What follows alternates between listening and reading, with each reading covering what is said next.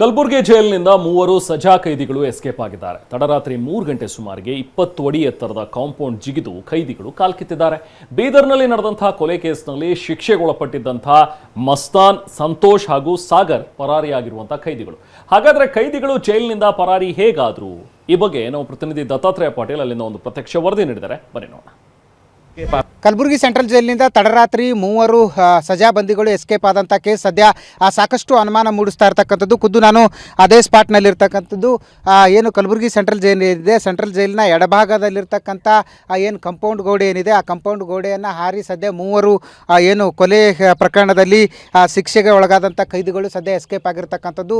ಸಂತೋಷ್, ಸಾಗರ್ ಮತ್ತು ಸೇರಿದಂತೆ ಮೂವರು ಕೈದಿಗಳು ಸದ್ಯ ಎಸ್ಕೇಪ್ ಆಗಿದ್ದಾರೆ. ಅವರು ಇದು ಕಂಪೌಂಡ್ ಏನಿದೆ ಸುಮಾರು 15ರಿಂದ 20 ಅಡಿ ಎತ್ತರದ ಕಂಪೌಂಡನ್ನು ಬಟ್ಟೆ ಉಪಯೋಗಿಸಿ, ಅಂದರೆ ಅವರ ಟವಲ್ ಆಗಿರ್ಬೋದು ಮತ್ತು ಹಾಸಿಗೆ ಆಗಿರ್ಬೋದು, ಇವುಗಳೆಲ್ಲವನ್ನು ಕೂಡ ಉಪಯೋಗಿಸಿಕೊಂಡು ಸದ್ಯ ಕಂಪೌಂಡ್ ಹಾರಿ ಇಲ್ಲಿಂದ ಎಸ್ಕೇಪ್ ಆಗಿರ್ತಕ್ಕಂಥದ್ದು. ಸಾಕಷ್ಟು ಅಂದರೆ ಸುಮಾರು 15ರಿಂದ 20 ಅಡಿ ಎತ್ತರದ ಕಂಪೌಂಡನ್ನು ಅವರು ಜಿಗಿದಿದ್ದಾರೆ. ಈಗ ಸದ್ಯ ಏನು ಮಧ್ಯರಾತ್ರಿಯಿಂದ ಕೂಡ ಅವರು ಎಸ್ಕೇಪ್ ಆಗಿರ್ತಕ್ಕಂಥದ್ದು. ಸ್ಥಳಕ್ಕೆ ಕಲಬುರಗಿ ಕಮಿಷನರ್ ಆದಂಥ ಶಾಣಪ್ಪ ನೇತೃತ್ವದ ತಂಡ ಕೂಡ ಭೇಟಿ ನೀಡಿರ್ತಕ್ಕಂಥದ್ದು.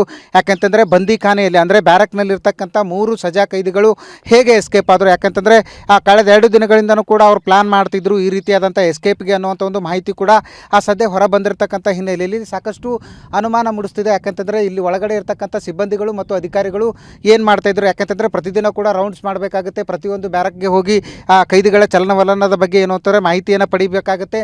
ಇಷ್ಟೆಲ್ಲವೂ ಆದರೂ ಕೂಡ ತಡರಾತ್ರಿವರೆಗೂ ಕೂಡ ಈ ಕೈದಿಗಳು ಈ ರೀತಿಯಾದಂಥ ಬಟ್ಟೆಯನ್ನು ಉಪಯೋಗಿಸಿ ಎಸ್ಕೇಪ್ ಆಗ್ತಾರೆ ಅಂತಂದರೆ ಇಲ್ಲಿರ್ತಕ್ಕಂಥ ಅಂದರೆ ಭದ್ರತೆಗೆ ಇರತಕ್ಕಂಥ ಜೈಲು ಸಿಬ್ಬಂದಿ ಆಗಿರ್ಬೋದು ಮತ್ತು ಜೈಲಿನ ಹೊರಗಡೆ ಇರತಕ್ಕಂಥ KSISF ಸಿಬ್ಬಂದಿ ಏನಿದೆ ಆ ಸಿಬ್ಬಂದಿಗಳು ಏನು ಮಾಡ್ತಾಯಿದ್ರು ಅನ್ನೋಂಥ ಒಂದು ಪ್ರಶ್ನೆ ಸಾಕಷ್ಟು ಅನುಮಾನ ಮೂಡಿಸ್ತದೆ. ಯಾಕಂತಂದರೆ ಜೈಲು ಏನು 4 ಭಾಗಗಳಲ್ಲೂ ಕೂಡ CCTV ಇದೆ. ಅಂದರೆ ಜೈಲಿನ ಏನು ಕಂಪೌಂಡ್ ಏನಿದೆ 4 ದಿಕ್ಕುಗಳಲ್ಲೂ ಕೂಡ CCTV ಕಣ್ಗಾವಲಿದೆ ಮತ್ತು ರಾಜ್ಯ ಕೈಗಾರಿಕಾ ಭದ್ರತಾ ಪಡೆ ಕೂಡ ಈ ಒಂದು ಭದ್ರತೆಗೆ ನಿಯೋಜನೆ ಮಾಡಿದೆ. ಇಷ್ಟೆಲ್ಲದರ ಕಣ್ತಪ್ಪಿಸಿ ಸದ್ಯ 3 ಕೈದಿಗಳು ಅಂದರೆ ಕೊಲೆ ಪ್ರಕರಣದಲ್ಲಿ ಏನು ಶಿಕ್ಷೆಗೊಳಗಾದಂಥ ಸಜಾಬಂದಿ ಕೈದಿಗಳು ಸದ್ಯ ಎಸ್ಕೇಪ್ ಆಗಿರ್ತಕ್ಕಂಥದ್ದು. ಜೈಲಿನ ಏನು ಭದ್ರತೆಯ ಮೇಲೆ ಸಾಕಷ್ಟು ಅನುಮಾನ ಮೂಡಿಸಿರ್ತಕ್ಕಂಥದ್ದು. ಯಾಕೆಂತಂದರೆ ಸಾಕಷ್ಟು ಜನ ಕೈದಿಗಳು ಇರ್ತಕ್ಕಂಥದ್ದು ಮತ್ತು ಆ ಕೈದಿಗಳ ಕಣ್ಗಾವಲಿಗೆ ಅಂತಲೇ ಭದ್ರತಾ ಪಡೆ ಮತ್ತು ಜೈಲು ಸಿಬ್ಬಂದಿಗಳು ಕೂಡ ನಿಯೋಜನೆಗೊಂಡಿರ್ತಾರೆ. ಇಷ್ಟೆಲ್ಲದರ ಮಧ್ಯೆಯೂ ಕೂಡ ಇವರು ಕಣ್ತಪ್ಪಿಸಿ ಹೋಗ್ತಾರೆ ಅಂತಂದರೆ ಜೈಲಿನ ಅಧಿಕಾರಿಗಳ ನಿರ್ಲಕ್ಷ್ಯ ಧೋರಣೆನೇ ಇದಕ್ಕೆ ಮೇನ್ ಕಾರಣ ಅನ್ನುವಂಥ ಒಂದು ಆರೋಪಗಳು ಸದ್ಯ ಕೇಳಿ ಬರ್ತಾ ಇರ್ತಕ್ಕಂಥದ್ದು. ಆದರೆ ದುರಂತದ ವಿಷಯ ಅಂತಂದರೆ ಕಳೆದ 2 ದಿನಗಳಿಂದನೂ ಕೂಡ 3 ಕೈದಿಗಳು ಪ್ಲಾನ್ ಮಾಡ್ತಾ ಇದ್ದಾರೆ ಅನ್ನುವಂಥ ಒಂದು ಸಣ್ಣ ಮಾಹಿತಿ ಕೂಡ ಜೈಲು ಅಧಿಕಾರಿಗಳಿಗೆ ಬರದೇ ಇರೋದು ಸಾಕಷ್ಟು ಅನುಮಾನಕ್ಕೆ ಈಡು ಮಾಡಿಕೊಟ್ಟಿರ್ತಕ್ಕಂಥದ್ದು. ಕ್ಯಾಮ್ರಾ ಪರ್ಸನ್ ವಿಜಯ್ ಜೊತೆ ದತ್ತಾತ್ರೇಯ ಪಾಟೀಲ್, TV9 ಕಲಬುರಗಿ.